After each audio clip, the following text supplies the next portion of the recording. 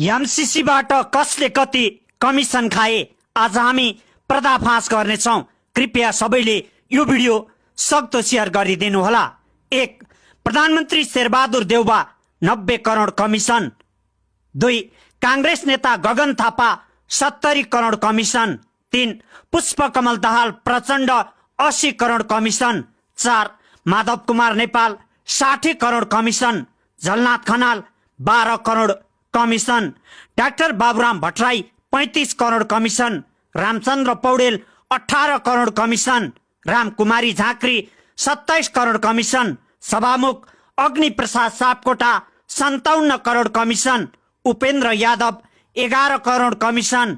मेठमणि Chaudhary 10 crore commission.